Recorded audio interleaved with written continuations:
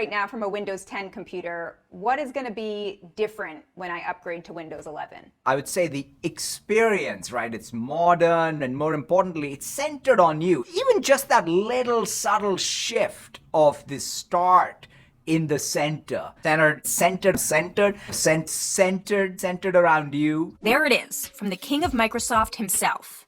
In Windows 11, the company's next big operating system due out later this year, the Start button moves to the bottom center. But that cosmetic change actually has deeper meaning. The word center is core to Satya Nadella's vision that Windows 11 should be at the center of your digital life. As Apple and Google entice users to increasingly closed-off worlds, he wants Windows 11 to be a compelling choice for people who don't want to live exclusively in either.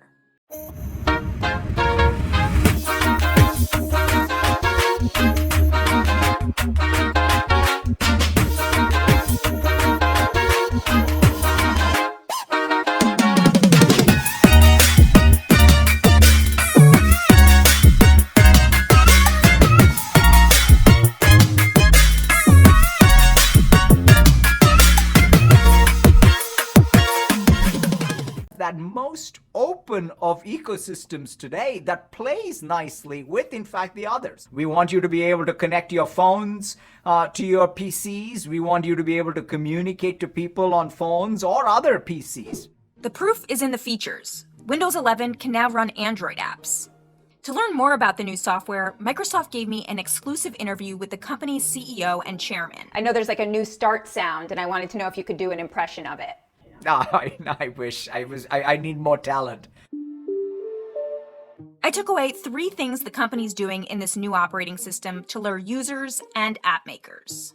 Number 1, a new modern interface. Those who remember Windows 8 know that messing with the Start menu before didn't work out so well for Microsoft. There's not somebody's job at Microsoft, which is how should we move the Start button? Where should we move it? I'm sure it is as well, and we'll always also have the option with Windows, as you know, we'll always have the option for anybody to go back to whatever classic mode they want. But the placement is only part of the fresh start. Click the button itself and you get your apps, but also cloud-connected recommendations of what you might need next. The design system of Windows is about you getting to your apps, your files, the people you want to connect with faster, with less friction. There are lots of other interface and design changes. This button on the taskbar brings up a widget screen where you can view all sorts of news and quick glance information. Hover on the Maximize Window button and you get a tool to help you place multiple windows side by side. These screenshots provided by Microsoft were taken on pre-release software, and the features are not final. Tell me, what kind of role did the pandemic play in the development of Windows 11? We definitely were influenced by the need for a modern operating system. In some sense, the original idea of Windows has suddenly become, again in 2021, a huge priority. One of those pandemic-driven features, a universal mute button that lives in the system tray, so you don't always have to go digging in whatever video calling app to mute yourself. I'm very into it. The second thing, a new store with Android apps. We are going to welcome all apps across even all the different application platforms in Windows itself, right? It can be a PWP or a web app, it can be a native app, and we're going to support Android as first class as well. All right, tech translation. Up until now, the Microsoft Store was just for certain kinds of Windows apps. Now it will be open for any Windows app. But the real headline? Microsoft is partnering with Amazon's Android App Store. Tell me a little bit about what you're doing with the Microsoft Store on Windows 10, and specifically what you're doing with Amazon. In fact, you can go to our store, search, find an Android application, and then you'll be linked into the Amazon store, and you can use the Amazon Store apps as if they're Windows apps, and all of the windowing will work. It's a big move, and one clearly aimed at Chromebooks, which also run Android apps. In the last year, unit sales of Chromebooks grew by 275%. Windows 11 will also enable more Windows apps to run on new laptops and desktops powered by ARM mobile chips from Qualcomm. If you think about the traditional role of operating systems are very much, needed whenever there is a real change in the system architecture, right? I mean, if you think about the AI chips now, right? It's not just the CPU and the GPU, but now NPUs are all becoming part of any PC. Another translation. All these parts of the chipset have changed in big ways in the last few years to make computers smarter and more power efficient. Windows 11 will work better with them. And that brings us to the third, a focus on openness. Why Windows? Why should someone get Windows over Chrome, over Mac OS? Windows gives you the most choice of systems to apps to everything that you want to be able to do.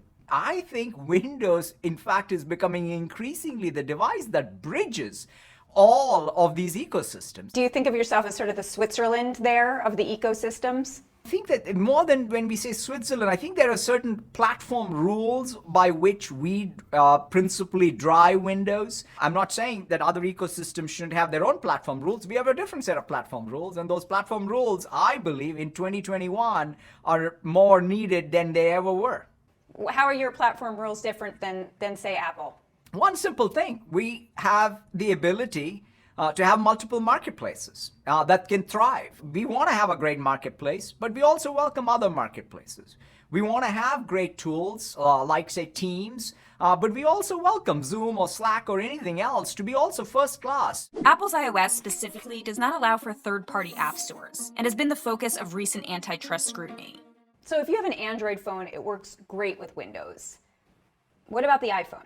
We would love to make sure that it works better. I mean, we do everything we can. Like anything that Apple wants to do with Windows, whether it's iTunes or iMessage or what have you, we would welcome that. But overall, we want to make sure our software runs great on Apple devices and Windows works well with any software from anyone, whether it's Google or Apple or Adobe or anyone. But what Mr. Nadell's biggest challenge seems to be moving ahead without alienating those who love Windows of yore. I want to read you something you said in your first event as Microsoft CEO, and this was in 2014. You said, "This business does not respect tradition. What it respects is innovation on a go-forward basis.